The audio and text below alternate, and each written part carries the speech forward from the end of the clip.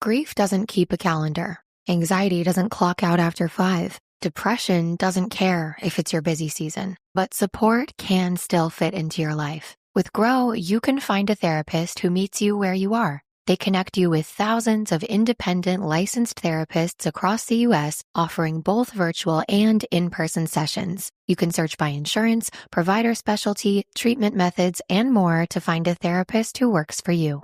And if it's not the right fit, switching is easy. There are no subscriptions, no long-term commitments. You just pay per session. Find therapy on your time. Evenings, weekends, and cancel up to 24 hours in advance at no cost. Whatever challenges you're facing, Grow Therapy is here to help. Sessions average about $21 with insurance, and some pay as little as $0 depending on their plan. Visit growtherapy.com/ACAST today to get started. That's growtherapy.com/ACAST. growtherapy.com/ACAST. Availability and coverage vary by state and insurance plan. 'Twas a cold winter's night, and without any heat, I wore Bombas socks so they'd warm up my feet. Yay, my feet cried. These socks are the best. So cushy and warm, I can finally rest. But don't rest, I said. There's more, if you please. Bombas also makes underwear, slippers, and tees. And for each thing you purchase, they donate one new to someone who needs it, so they're cozy too. Everybody deserves to feel good all the time, so gift Bombas this season. That's the end of this rhyme. Go to bombas.com/audio and use code AUDIO for 20% off your first purchase. This episode is brought to you by Progressive Insurance. Do you ever think about switching insurance companies to see if you could save some cash? Progressive makes it easy to see if you could save when you bundle your home and auto policies. Try it at progressive.com. Progressive Casualty Insurance Company and Affiliates. Potential savings will vary, not available in all states. Scrag ends, faggots, pea wet and scraps, and Babby's head floating. Eavesdroppin.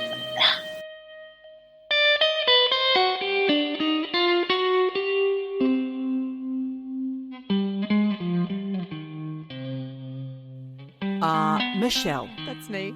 Geordie, hello. Yes. And I'm Geordie, yes, hello. Let's introduce ourselves from the very top. That's something new and interesting, isn't it? Hi, I'm Geordie. Hi, and I'm Michelle, and you are listening to Eavesdroppin, the comedy podcast. Lucky you! Aren't you good?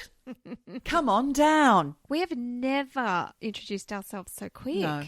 Usually we just straight into the inane chattery. We've got plenty of that coming up, I guess. That's what they come for. If that's what you're here for, yes. I mean, who's here for the true crime? No one. No, of course they are. Well,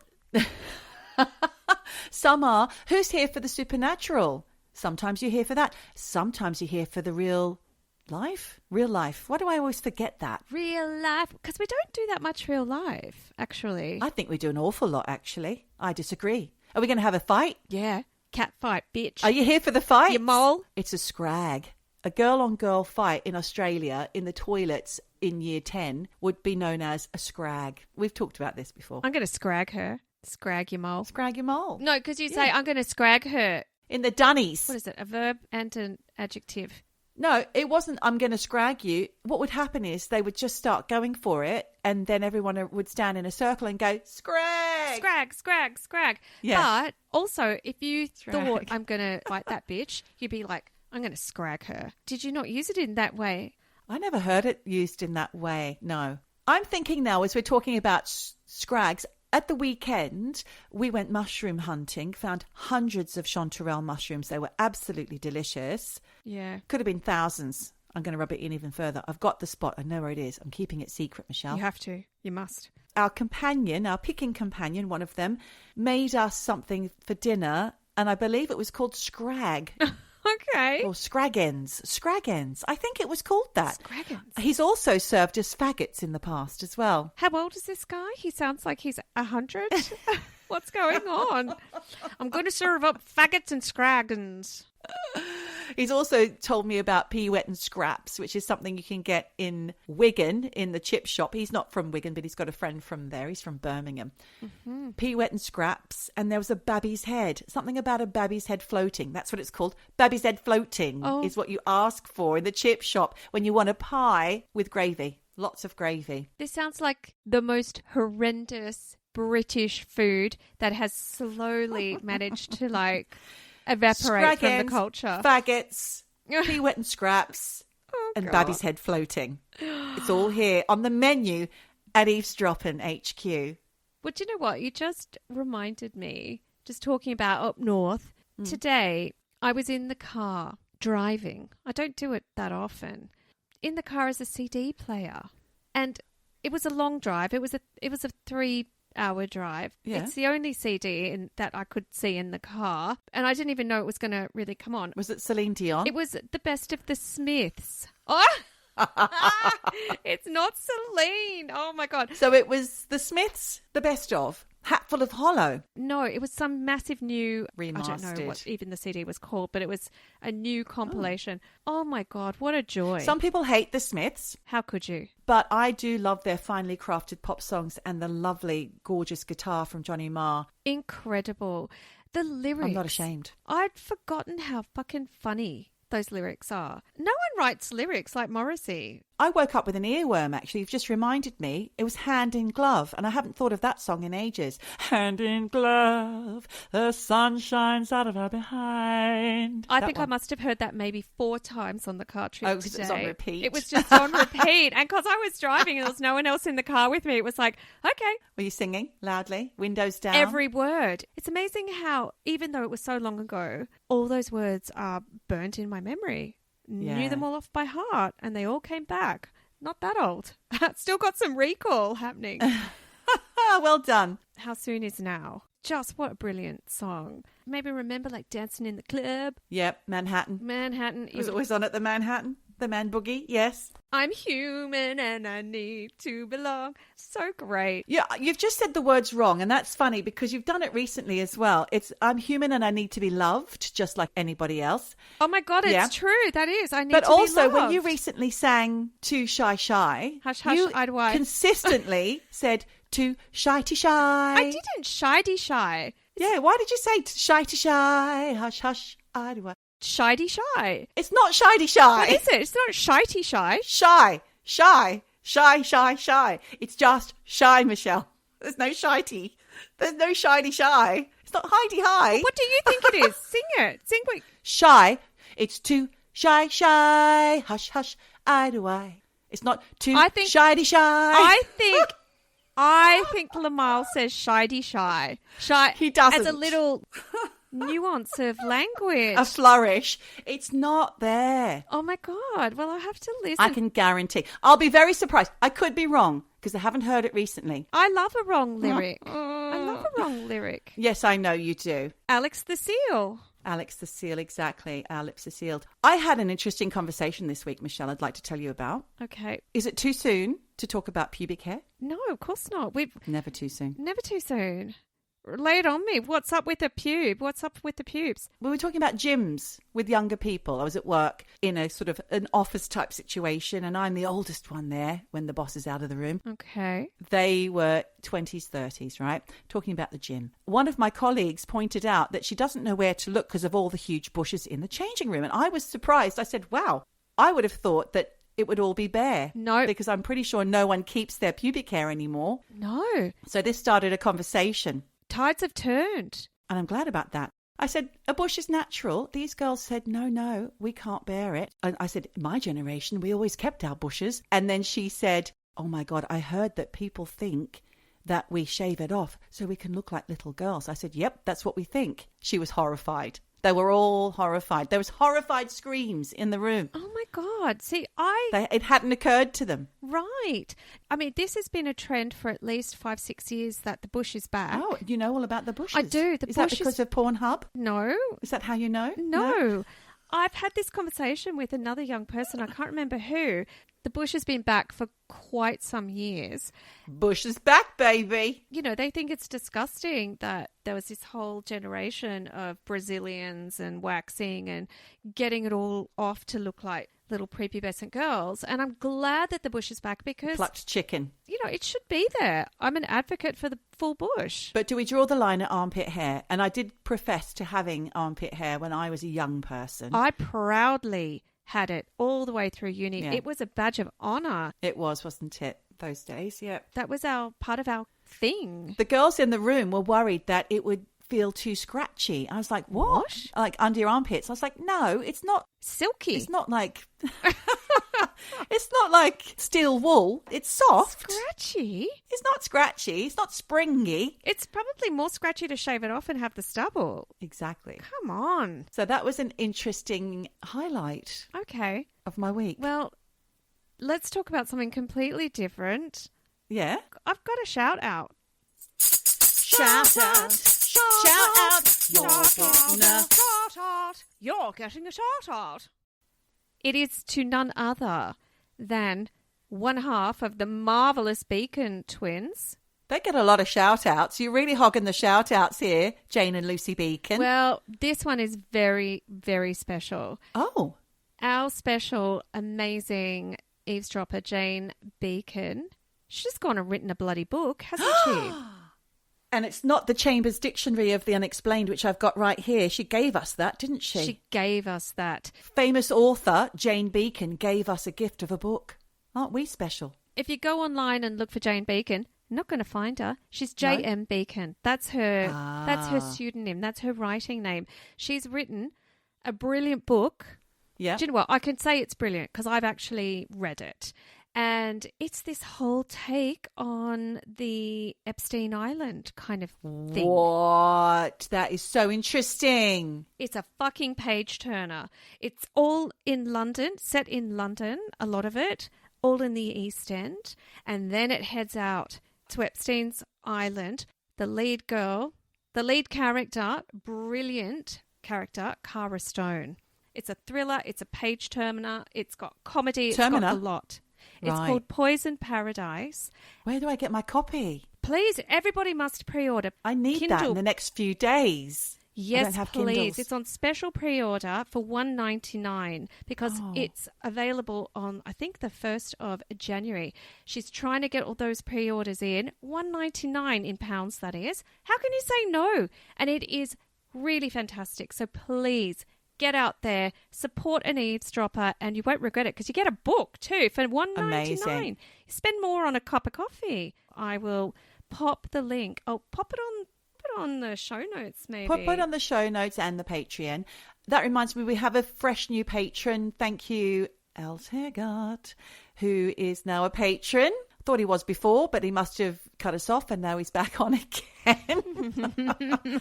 We went mushroom hunting with him. He is a researcher for us. He is. Very good at stories, and he's gone quiet, but he's back on the map. Thank you, Al. We appreciate you. Heart you. Back on the Eavesdroppin map. Wonderful. Oh, I'm sad to have missed him. Another shout out I've got to give, and I know we gave them a shout out already, but the Midlifers podcast have returned our shout out, and how they did it was quite funny because I listened to their episode. Fonz, who I got the names mixed up last time, I said it was Mez, but it was actually Fonz, who I have a little chat with behind the scenes on social media. We did a collab with them, if you remember. Collab, I like to say. I've heard other people use that. Younger people call it collab. Collab. So she knew it was coming, and she played it in front of her husband while she was doing her makeup, and she let it just play out, and then suddenly her husband was aghast and agape and excited because he heard their names mentioned. He was like, oh my God, you're so famous. Oh, cute. Oh, How that cute is was so that? Cute. It's a good episode too, so go over and have a listen. They're talking about crushes that they have on unlikely people. And I'd like to say, Christopher Walken is not unlikely. He's fucking gorgeous. Have you seen him in Deer Hunter? He's stunning. Yeah. I mean, that movie. I think they say something about James Gandolfini, which is your favourite as well. Oh, yes. For a spit roast. Oh, yes. He's one half of my celebrity spit roast. 100%. Yeah. Unlikely crushes. I think all of my celebrity crushes are unlikely, as we discussed on the Midlifers episode. Go back and listen. And this is very much in the vein of the Midlifers current episode. Dreams that you have about people and suddenly you're like, oh, they weren't on your radar and now they are. Denzel Washington appeared in my dreams the other day. It wasn't sexy or anything, just he was there. Huh.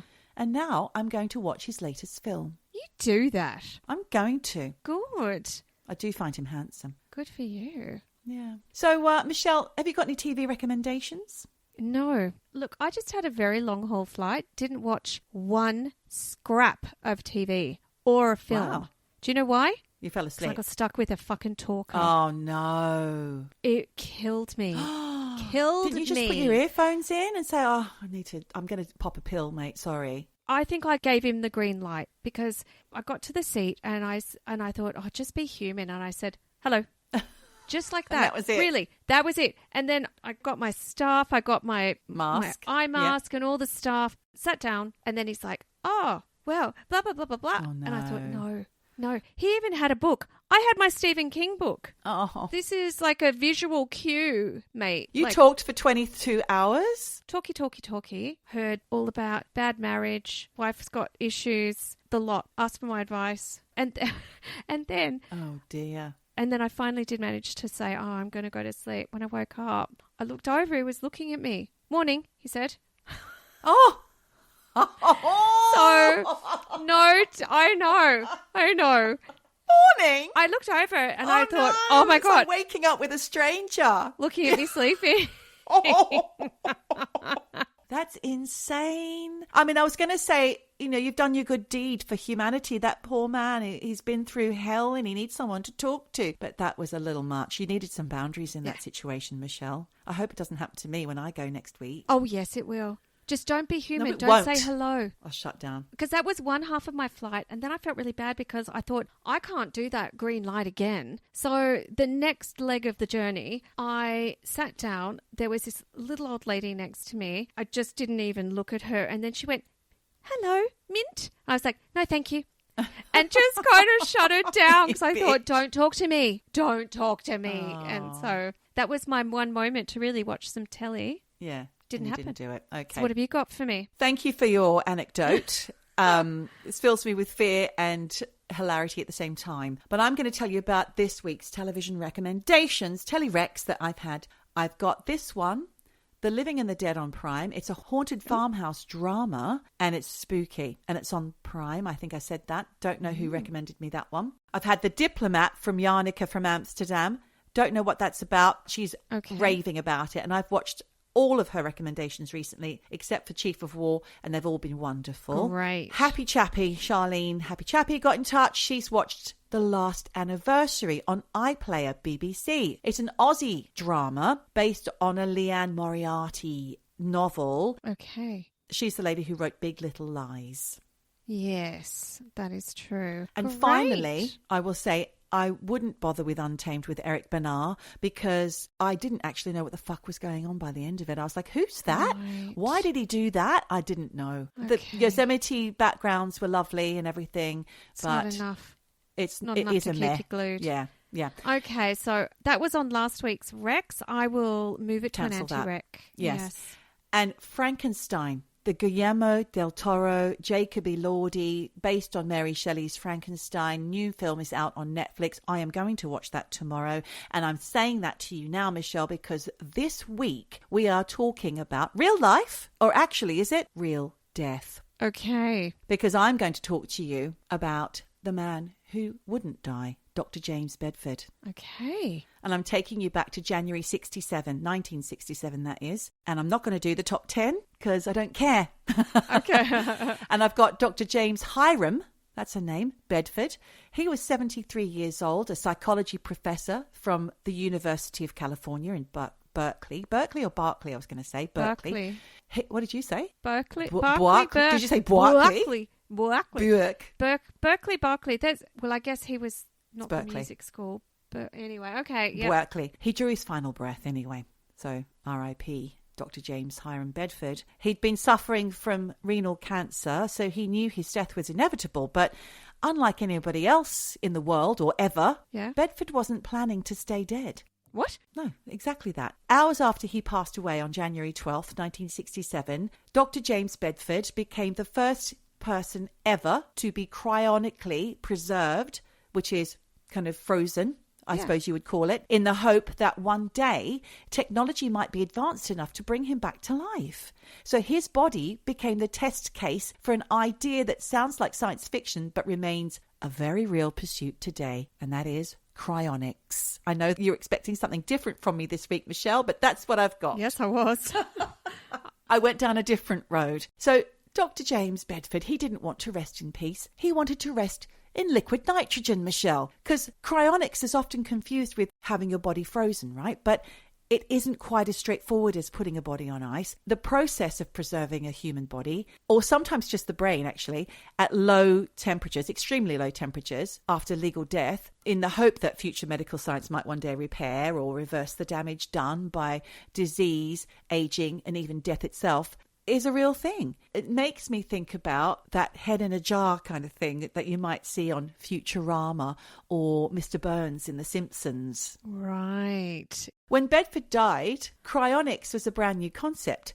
So new, in fact, that the procedures were largely experimental and improvised as well. So there's a group of early cryonics enthusiasts called the Life Extension Society, and they had been looking in the 60s for volunteers to be preserved after death. So Bedford, who was fascinated by the idea of extending human life beyond its natural limits, volunteered his body to science, or perhaps more accurately, to the dream of immortality. There was no precedent, Michelle, for this. No one had ever frozen a human being before. It hadn't been done. So basically, this was all a bit of a punt. Right. So after his death was officially recorded, a whole team were contacted and quickly went to work.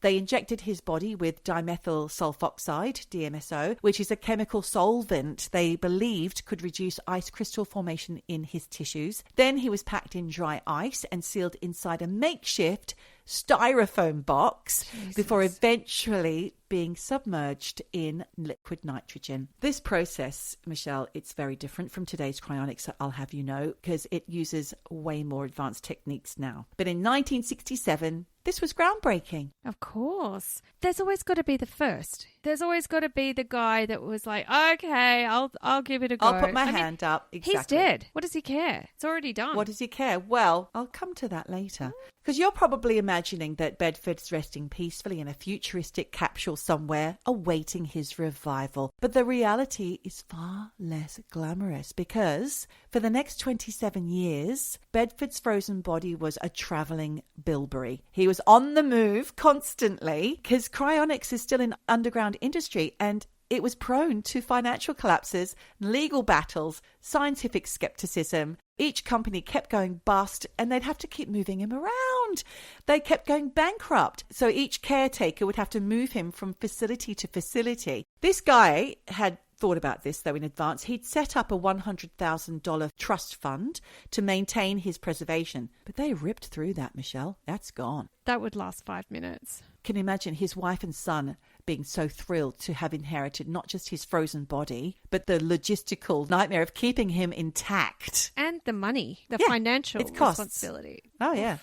Between 1977 and 1982, they were unable to afford professional storage anymore. So they apparently kept Bedford's cryogenic capsule in a self-storage, like a big yellow storage in Southern California. Oh, yeah, the coolest state, obviously. Not. They would have to pop in every now and again and top off the liquid nitrogen to keep him frozen. Do it themselves. God. Pour it in. But over time, the science of cryonics evolved, and modern cryonics facilities no longer freeze their patients in the traditional sense. Instead, they use a process called vitrification, which is from the Latin word vitrum, meaning glass, or vitrum. I'm not sure how you pronounce it. Here's how that works. When a person is legally declared dead, their body is placed in an ice water bath to cool it down quickly. Then the blood is replaced with cryoprotectant chemicals. I know, it's disgusting. It's like an antifreeze for cells. But if you do become defrosted, you'll have to have your blood replaced. Yeah. That is, they'll have to change that out. Yeah. Jesus. These chemicals prevent the formation, though, of damaging ice crystals inside the body's tissues. The body's then cooled further, reaching temperatures around 196 degrees Celsius, minus 196. And it will harden into a glass-like state without freezing solid. It's weird, right? Think about that. It's a technique that's been proven to preserve smaller biological materials like blood, stem cells, and our favorite, sperm, for long periods, but no one has ever successfully revived a vitrified organ, let alone an entire human being. Fuck, man. Someone is having a laugh, aren't they? I mean, yes, they're providing a service, but not the ultimate But they have to service. pay for it. Yes, of course. A bit like your funeral guy, your crematorium story that you gave a few weeks ago. Yes. But there's a massive divide in the cryonics world, because some believe revival is a matter of when, but others think it's pure fantasy. And some scientists, particularly those working in neuroscience, argue that the human brain, where identity, memory, and consciousness live, is simply just too complex to survive the freezing and thawing process intact. Like, the structure might remain, but the intricate web of connections that make up a person's mind would be lost forever. So I'm getting Stephen King vibes here. Yes. Do you remember? Frankenstein, I'm getting. Well, just recently we talked about Pet Cemetery, where... Yes, reanimation. But not the same. Not the same. Not the same. A neuroscientist at McGill University, Dr. Michael Hendricks, says that the idea of reanimation is an abjectly false hope that is beyond the promise of technology and certainly impossible with the frozen dead tissue offered by the cryonics industry. So, back to Mr. Bedford, Dr. Bedford, in fact. After decades of moving around in instability, Bedford's body finally found a permanent home in 1991. In the bin. At a place called, not the bin, Michelle, Alcor Life Extension Foundation in Arizona, which is one of the world's leading cryonics facilities. Alcor currently houses, wait for it, more than 180 patients in things called dewars, which are the tall stainless steel cylinder units, which are a bit like an oversized thermos filled with liquid nitrogen that they're housed in. I thought you were going to say whiskey, because you know there's a whiskey house called Dewars. Yes, I do. They've just gone, fuck it, let's preserve them in alcohol. Well, maybe that would work better, who knows. But Bedford, by all accounts, is looking a bit ropey, Michelle. His skin is waxen grey blue, and there's frozen blood issuing from his mouth and nose, and some surface fracturing of the skin. Whoop. Can you imagine if he does become reanimated? Yeah, that's what I want to imagine. He's fucked. At some point, we're going to do that in this story. Oh, my God. Later inspections suggest that much of his tissue has crystallized, though his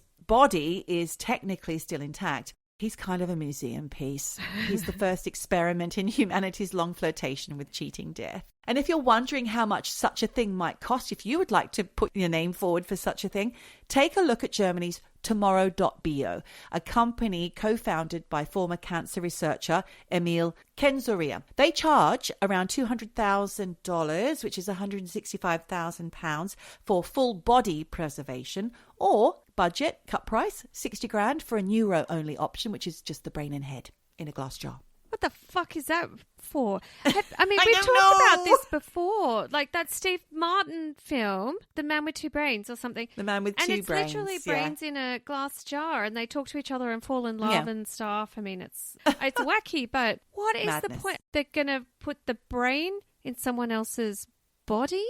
Is that how this shit's going to work? I don't know what the plan is. I don't know. But so far, this company have cryopreserved 3 or 4 people and several pets, with hundreds more signed up. And the hope for the cryonically frozen, I suppose, is that future medicine will not only cure what killed them, but also reverse the vast physical damage inflicted by death, decomposition, and freezing. Can we just circle back to the pets thing? Mm-hmm. Why would you? I don't want to be buried in a pet cemetery. Did I sing that wrong too? No. I don't understand why you would want to cryogenically freeze your pet, because you're not going to be around when the technology is there To look after to reanimate it. So who the fuck's looking after this Poor dog little that thing. means nothing to anyone except you and your family? Yeah. Mean. Well, I want to think about reviving. Let's do it. Let's brainstorm that right now. How about that? So what happens? You wake up, you've got a stiff white, waxy body. You're probably going to emerge bloated, discolored, fluids rushing into the damaged tissue. The skin might split because the skin's not able to manage all the sudden function that's going through it, the liquid and the blood and the heat. You could... This is sounding like The Substance. Yeah. Your organs could liquefy, and the brain, if revived, could come to, but it might be stripped of all identity.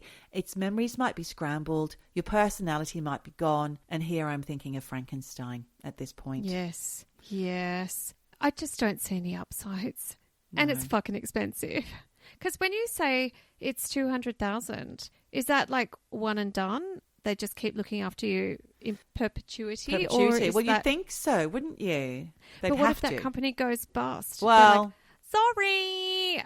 That's the risk you take. That's why. And they just take you to the tip. That's why I said it's a bit of a punt. But neuroscientist God. Clive Cohen said, once the heart stops, decomposition begins. Freezing only delays the inevitable. The moment you rewarm that tissue, all the processes of decay resume, often catastrophically. Bloop.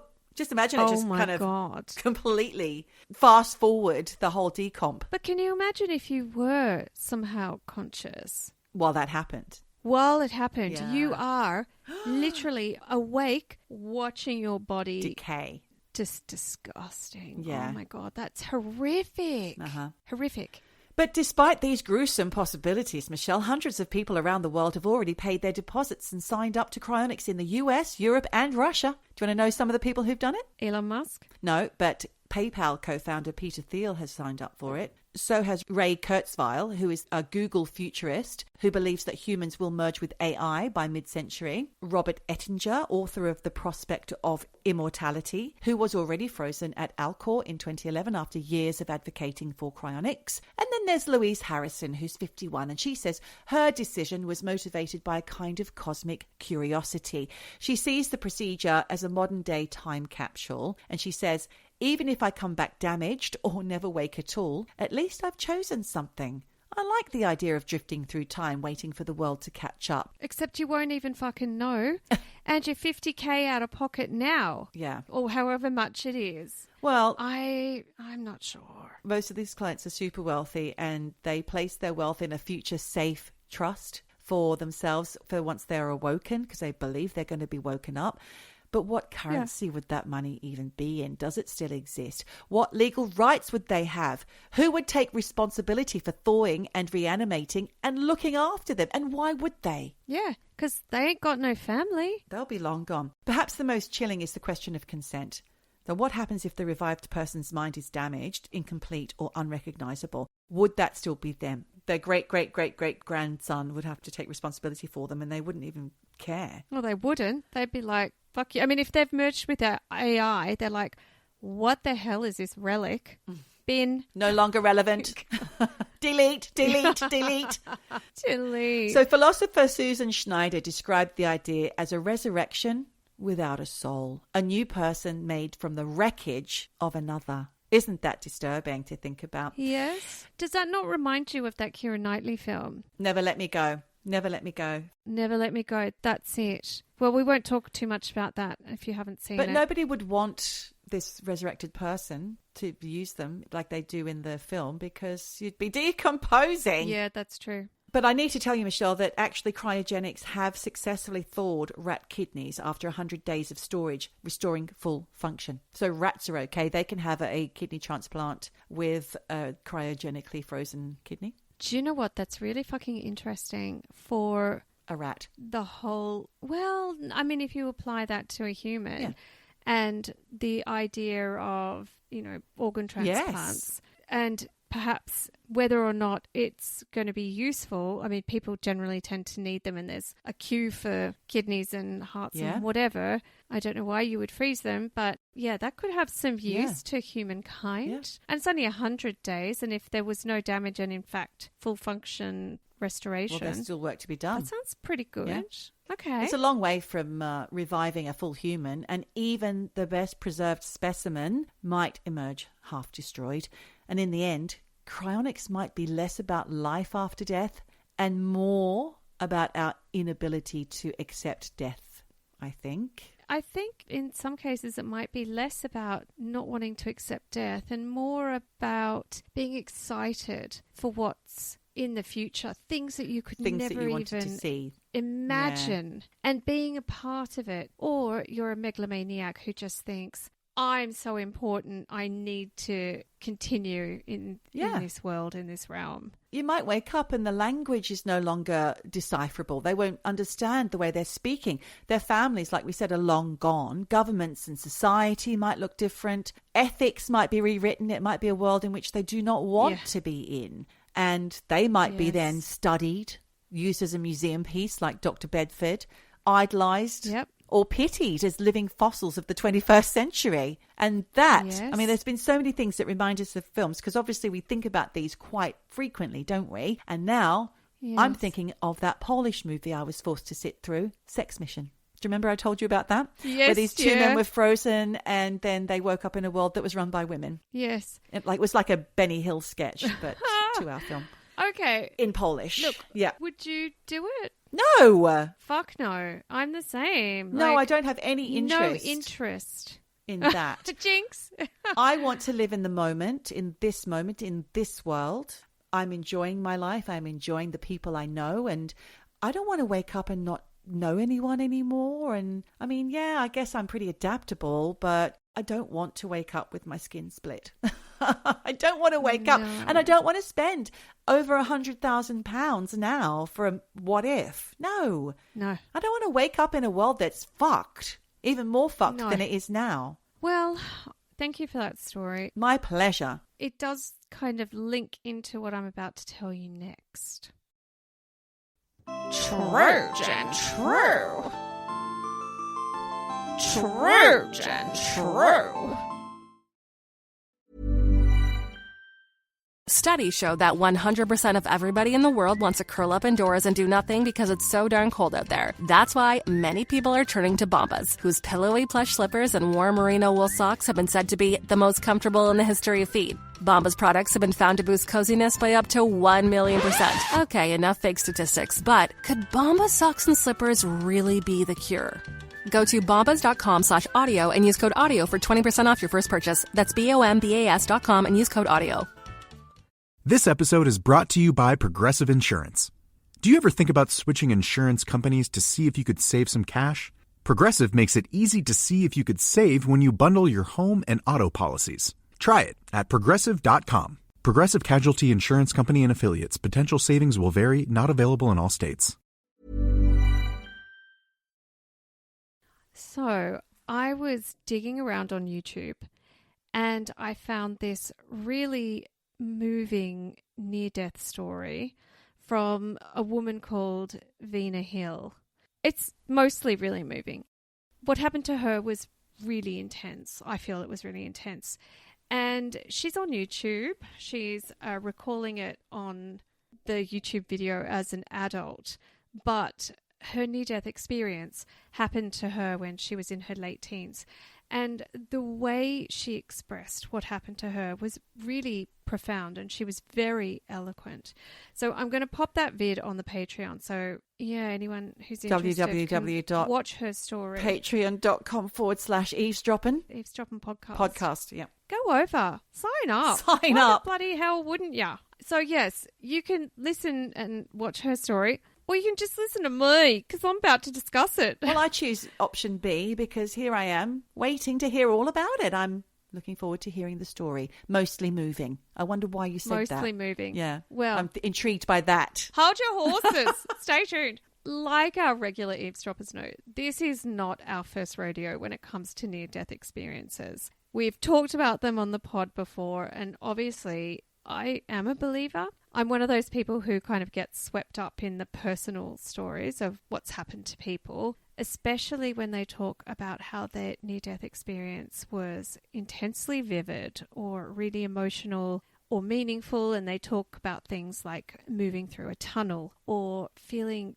peace or encountering dead loved ones or observing their own bodies from above or seeing a white light. And when they talk about how these experiences felt more real than ordinary consciousness, which led them to interpret what happened to them as evidence of an afterlife or the soul separating from the body. But what we've also looked at is how near-death experiences, and I will call them NDEs, can be viewed through a scientific or medical lens, where doctors and scientists say that NDEs can be explained away by brain activity under extreme stress.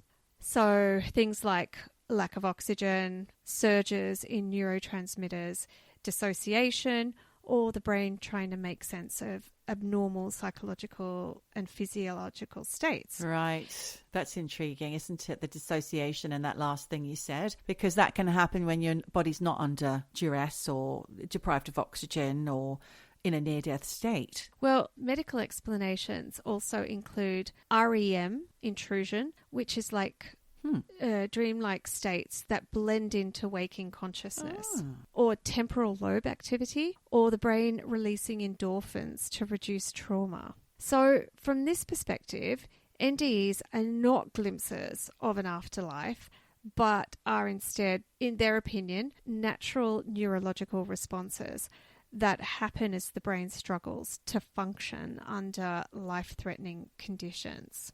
But today, I'm looking at Venia Hill's story. Okay. And you can decide whether or not it's something spiritual or just the brain trying to compensate for lack of function or whatever she's going through. So, Venia Hill, who is now in her 60s, she grew up as just a nice middle-class girl in a nice middle-class area of Philadelphia. According to her, she was kind of quiet. She says she was an introverted child and that she loved ballet and that she had big dreams of one day becoming a ballerina. Her middle-class parents were working middle class, but they'd managed to send her at first to a public school and then to a Catholic school. But she says there was never much religion in her house and she wasn't really a believer. By the time she was 17 and in her final years of high school / what we would call college, all her friends wanted to do something really exciting before they finished school. And the idea of a class trip somewhere was talked about. And the class debated where to go, and Italy won out because Venia, who is black but has a half Sicilian father, she was behind the push for Italy because she just really wanted to go there. The familia. Exactly, la familia.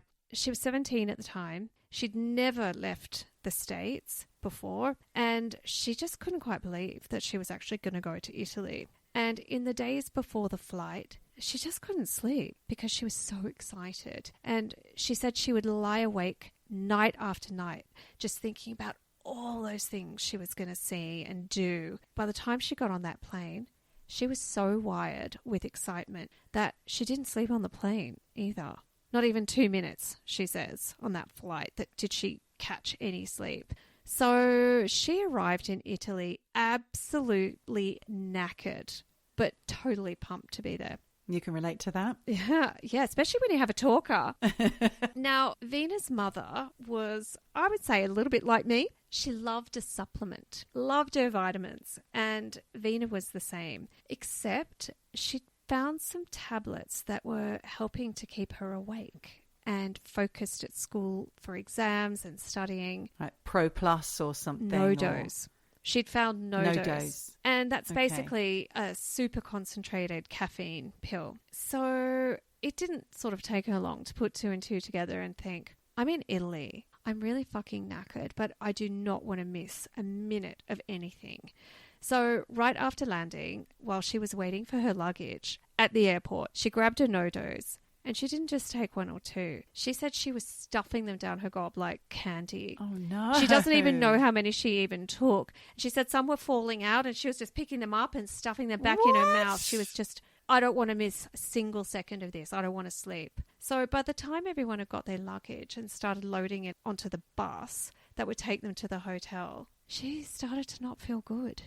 No, I bet. She said at first it was just a tingling under her skin and then a strange prickly feeling. Then her heart started to race, and not just quickly but violently. And she said she could hear it and that the sound of her heart beating filled her head and that it was louder than anything else around her. And then she remembers that the world around her started to recede as if the air itself was growing thicker. Ooh. This is a quote from her. She says, at some point it just reached a crescendo and then it started super slowing down. And that's when I really became terrified. If someone had have screamed at me, I'd have never have heard it because I'm only hearing my heart racing and then slowing down and slowing down and slowing down. And I remember the absolute moment it stopped. That's the most terrifying What? moment I've ever had in my life. And it was at that moment I just popped out of my body. Yep. She died. We're talking about NDEs here. But it was so sudden.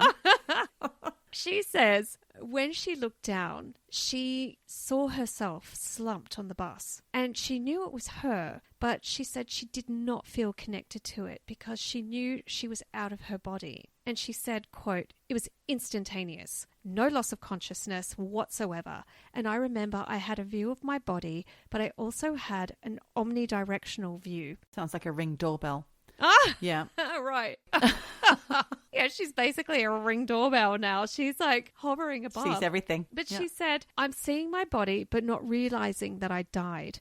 And I'm looking at the me that's laying there. And I was almost unrecognizable because I was looking at it from a complete view." She said, "It's not like a mirror view. It's a completely different view. And you look like you're formed of clay, sort of." Oh. And she what? said, yeah. And she said, "I'm looking at myself and I know it's me, but I don't feel a connect." There were two types of feelings I was having. The first one was sort of trying to figure out what the hell just happened because I'm not dead. No way. I can't be. I'm so alive. And I felt great. And then she says, "You know when you're a teenager and your body feels great, like you're almost invincible? Well, imagine that times 1,000 and that's how I felt. But I'm also seeing this physical realm in a way I never dreamed possible." And she said, "I was pure consciousness. Things were not as dense to me. And I could see all the layers of things. And I'm seeing all these little energy patterns everywhere, like little waves of energy." Then she says she described seeing energy coming off objects. She talks about this dull metal bar at the front of the bus. And she said the metal itself was alive. Just everything had energy that she could see. Then at one point, the bus driver cursed loudly at traffic. And then her attention, as her out of her body, it turned to the bus driver. And she said she could see right through him. Not just through his body, but through his life. Huh? She said that somehow she had a full spectrum of things and she knew things about him that she could not have known because of the energy he was emitting. She said she knew that he was sick, that he was cheating on his wife, that he had children by different women. And she said she could see the energy from everyone on the bus just pulsing and vibrant. But then she looked at her own body lying there and it had almost none. And then she said something changed. There was a presence that overlaid her consciousness. Not a visible presence, but this thing kind of gently drew her away from the bus. And it wasn't by force, but by direction. And suddenly she said she was just no longer in that bus at all. She was in what she called a white realm. And it wasn't a room. It was not a place with any walls or boundaries. But she said it was an expanse of pure white light. And she said it was the purest thing she had ever experienced. Whoa. And then she said she knew that there was someone or something that was with her. And she said she couldn't really see it in the way she might see a person, but she described it as a friendly stranger. And she knew that this friendly stranger was emitting loving vibes and that this thing, this entity, knew everything about her and that she could trust them. The way that she described it was that her energy blended seamlessly into that realm as if she just belonged there and like she'd always belonged there. And that she said it was the first time she'd ever actually felt entirely at home and that she didn't want to ever be anywhere else. Within that space, she said she could connect not just to one world, but to many. And she said she was shown different creations and worlds within worlds and different facets of experience as if she was being, I know, it's just wild. And she said she was given these tiny glimpses of this whole kind of machinery behind existence. And thoughts, she said, they weren't spoken, but they arrived fully formed and they were full of texture and full of colour and full of feeling. This was how she communicated with the being, the, friendly stranger. It was not through words, but it was through thought transference. This being told her that they, she calls it they, were her spiritual companion, or what people would call a guide, a spirit Not guide. like a guardian angel. Yeah, or a guardian angel. Yeah, okay. They were there to show her some things. One of the first things she said was kind of a review of her life so far. Remember, she's 17. Yeah. They showed her all the things she'd stolen as a teenager. They knew that she'd wanted to be a famous ballerina. And this is a quote. She said, "They showed me the entire picture of me thinking I really wanted to be a ballerina, but showing me in a mere thought that I didn't put the work in that I needed to do to become a ballerina, and that I didn't even really strive for it like I should have, and that the energy just wasn't there for it, and it wasn't my purpose." And they put all of that into one thought, and I understood it and I accepted it. And then I saw how me taking the no-dose wasn't actually just an accident. It was literally an energy path that I was supposed to take, and something that was literally supposed to happen. Then she says, and then I met my soul. Oh. And it was humbling beyond anything. She said it was like meeting someone you idolize, except it's you. Wow. Yeah. And then she said she realized that she got this wisdom about this soul. And she said the soul never incarnates and never leaves that realm. And that what we are here on earth are just fragments or offshoots of that soul. And that standing in its presence was the most divine thing she had ever known. Oh. And she said, when this was all happening, she said there was no sense of up or down. There was no direction. It was just this huge vastness. And she said she could see the universe in ways that telescopes never could, because it wasn't just the spaces between the stars, but spaces between spaces. Wow. I don't even know what that doesn't means. make a lot of sense, but it sounds like a very sort of spiritual experience. Yeah. And she said she saw orbs of light moving with intent, like kind of shifting shape as they traveled. And she knew that they were beings traveling through dimensions. And she said she watched them and thought, they're just like me. And she felt this surge of connection, kind of like a cosmic kinship to these little balls of light, which if they're just like her, it's what she's saying we all are. Right. And then the last part of the experience, she said, was in a garden. But she said garden doesn't even do it justice, because everything in this garden was alive and pulsing with its own consciousness. And she said the plants were colours that she couldn't even name because she'd never even seen that colour before. And there were shapes that she couldn't really describe because she'd never seen those shapes before. I love this. And she did like a spiritual dance with one of these flowers. And she said the movement was synchronized, like two parts of one being moving in perfect harmony. And it infused her with love. There's been a lot of people signing up to no-dose overdoses after hearing this story. And I have to say, I am really shocked that you can die from an overdose of no-dose. I think hold that thought. Okay. I think she just like stuffed them in. She then says she asked this being / guide, what do I do now? She said at that point she felt so expansive and so alive and so magnificent that what was going to happen next? And how was she going to live in her old life, having seen all of this? And she said, the being said to her, the answer is simple. Just live. Yes. Be kind. Enjoy the life you've been given. And she said it was the gentlest instruction she'd ever received, and that it has stayed with her always. That's wonderful. But has she gone on to be some sort of guru who makes tons of money spreading her message to all and sundry? No. Good. No. She's got a few videos on YouTube. I don't know, a few hundred people follow her. Right. She's not an influencer. Good. And she's not on the speaking circuit. She's not trying to monetize this particular experience, if it was true. You know, sometimes you get a bit think she wrote a book. cynical about this kind of stuff when you hear that it's being peddled. I think she did write a book or, some kind of pamphlet about this, but I didn't get the vibe that she was making shit up just to be a near-death experience influencer. Right. I don't know if that's even a thing. But to go back to her story, when she sort of had spoken to the guide, she said then afterwards there was absolutely no choice about returning. What?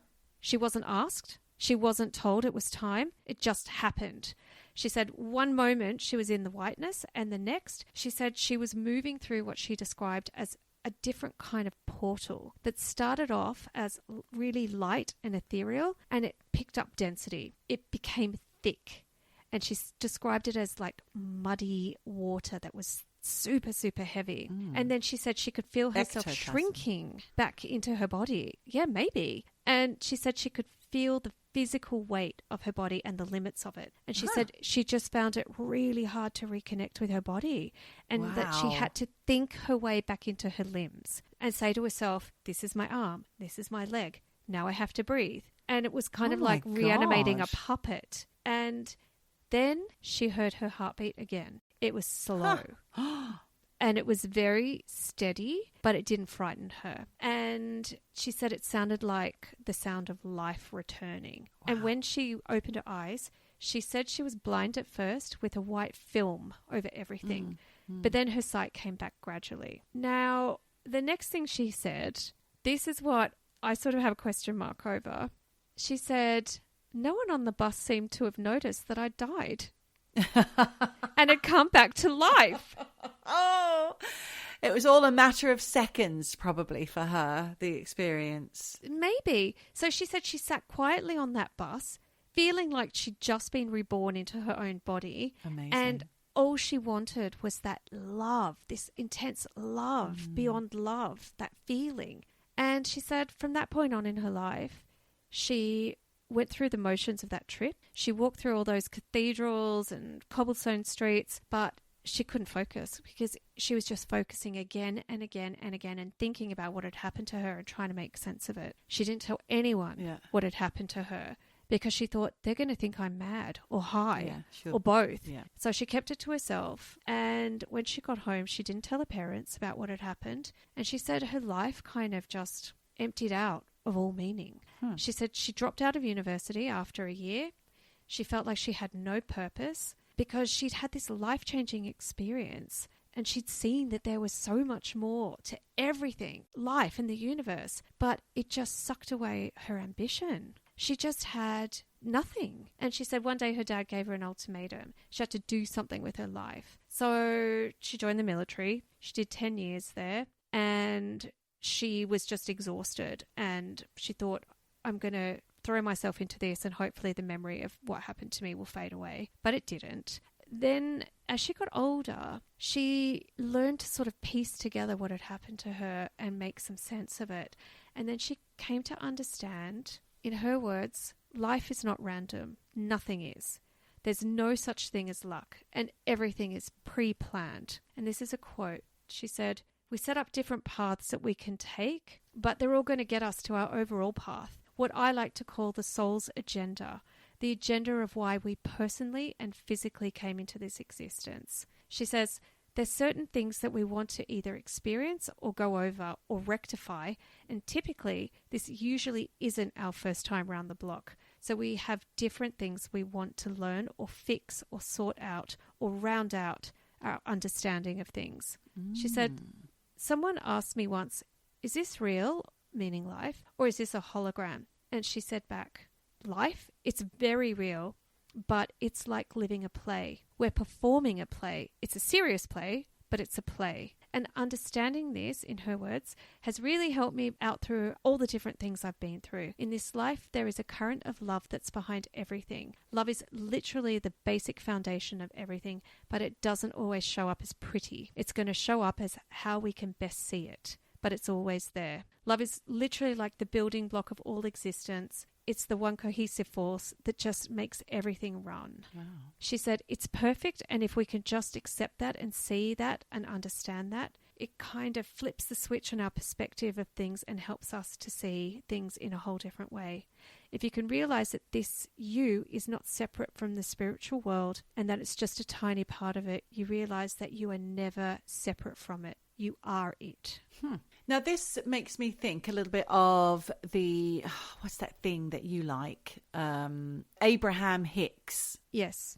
And It also makes me think of someone that was recommended to me, and I can't remember her name, unfortunately, but she's a soul reader. And I love the whole idea of what is your soul's agenda and talking to your soul. So this woman who reads souls, does soul readings, you would go pay your money. It's not like a psychic or a medium. You just turn up and she tells you what your soul's agenda is. Wow. I find that really fascinating. If you believe in that kind of thing. Yeah. If you believe in that kind of thing. Definitely something happened to this woman. Obviously, she says it was a near-death experience. Yeah. I mean, you know, she didn't flatline with doctors or anything. Yeah.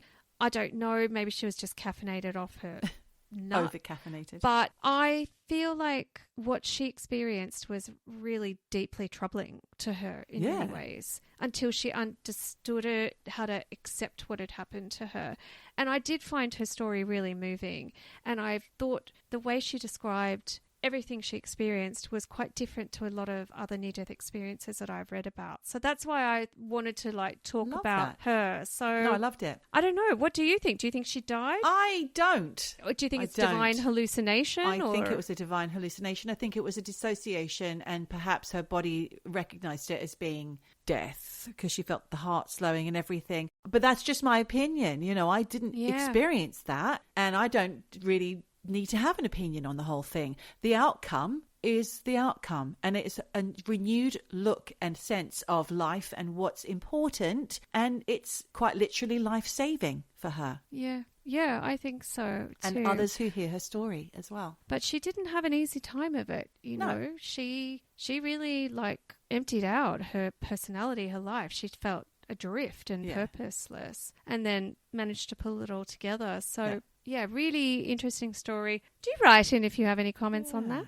Well, thank you for sharing that with us today, Michelle. That's given me a Laura food for thought. But however, we have now come to the end of the line. Sounds a bit final, doesn't it? Not for eavesdropping. Food for thought. Speaking of food, I haven't had any dinner, so I'm ready. I'm ready to roll. Okay, off you go. Get yourself a sausage roll. Oh my God. Okay, and on that note, wherever you are, whatever you do, just keep eavesdropping. Drip drop. Eavesdropping. Eavesdropping. Dropping. Eavesdropping. Dropping. Eavesdropping. Eavesdropping. Dropping. Dropping. Eavesdropping. Eavesdropping all day long. Eavesdropping. This is a song. Drop it like it's hot. This episode is brought to you by Progressive Insurance. Do you ever think about switching insurance companies to see if you could save some cash? Progressive makes it easy to see if you could save when you bundle your home and auto policies. Try it at Progressive.com. Progressive Casualty Insurance Company and Affiliates. Potential savings will vary. Not available in all states. Hannah Burner, are those the cozy Tommy John pajamas you're buying? Paige DeSorbo, they are Tommy John. And yes, I'm stocking up because they make the best holiday gifts. So generous. Well, I'm a generous girly, especially when it comes to me. So I'm grabbing the softest sleepwear, comfiest underwear, and best fitting loungewear. So nothing for your bestie? Of course I'm getting my dad, Tommy John. Oh, and you, of course. It's giving holiday gifting made easy. Exactly. Cozy, comfy, everyone's happy. Don't wait. Shop Tommy John's biggest savings ever and get 50% off site-wide at TommyJohn.com/comfort. Right across America, people listen to the Tony and Ryan podcast every day. That's us, by the way. I'm Ryan. This is my best friend, Tony. Howdy. Don't just take our word for it. G'day, MJ from Pittsburgh. How did you discover our podcast? I first discovered Tony and Ryan as a recommendation. They absolutely exceeded my expectations to the point where I was like, I must be a part of this in crowd. Oh my God, I've never been part of the in crowd before. Well, you're part of this one. I'm Tony in crowd. Wait. She'll work on that. You come listen. Tony and Ryan.